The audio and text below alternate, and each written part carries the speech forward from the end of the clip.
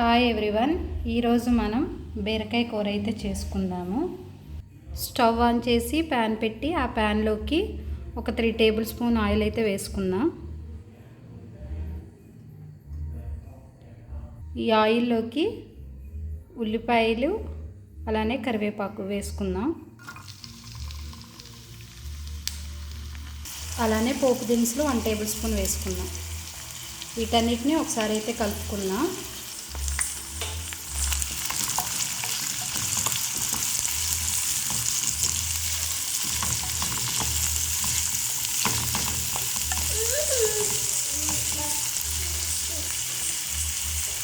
ఉల్లిపాయలు అయితే వేగిపోయాయి.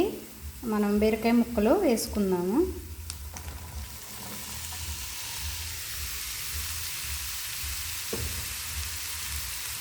వీటిని ఒకసారి కలుపుకుందాం.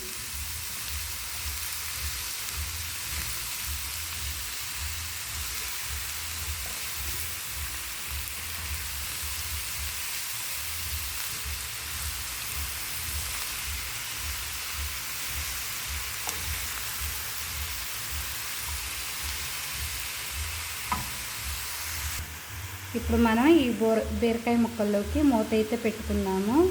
ఈ బీరకాయ ముక్కల్లో వాటర్ అంతా పోయేంత వరకు మనం బీరకాయ ముక్కల్ని ఉడికించుకుందాం.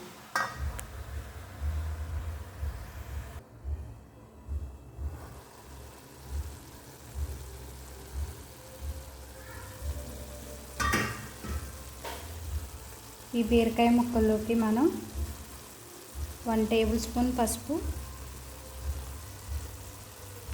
అలానే మన టేస్ట్కి తగినంత సాల్ట్ అయితే వేసుకుందాం. వీటిని ఒకసారి కలుపుకుందాం.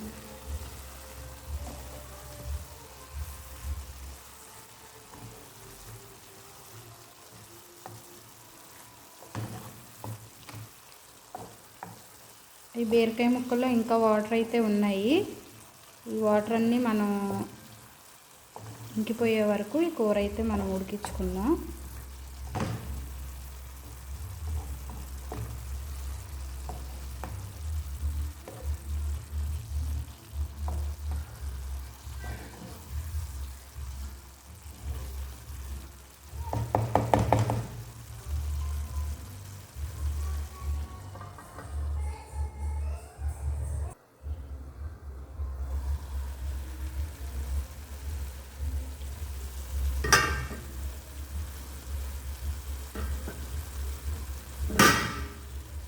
మనం ఇప్పుడు ఈ కూరలోకి ఎగ్ అయితే వేసుకుందాము.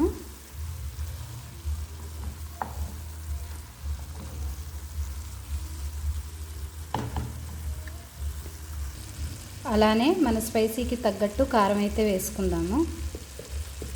బీరకాయ కూరలో కారం అనేది ఎక్కువైతే పట్టదు.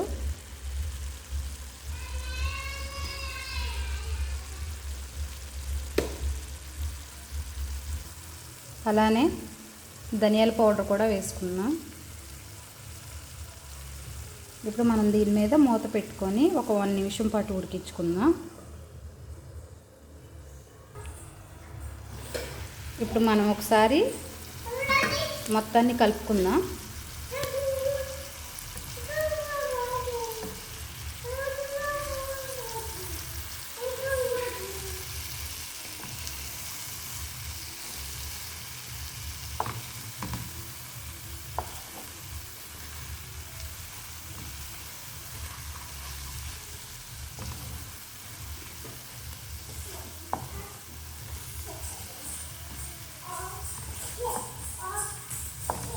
మరొక 1 నిమిషం పాటు మనం ఈ కూరను అనేది ఉడికించుకుంటే కూర అయితే రెడీ అయిపోయినట్టే. మీరు ఎప్పుడైనా బీరకాయలో ఇలా ఎగ్ వేసి చేస్తే కింద కామెంట్ చేయండి.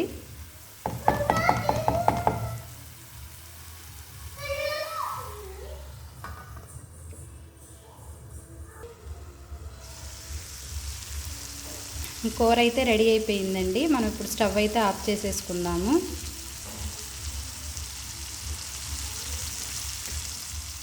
నేను చేసిన విధానం మీకు నచ్చినట్టయితే లైక్ చేయండి, షేర్ చేయండి, అలానే సబ్స్క్రైబ్ చేయండి. మీరు కూడా ఒకసారి ట్రై చేయండి.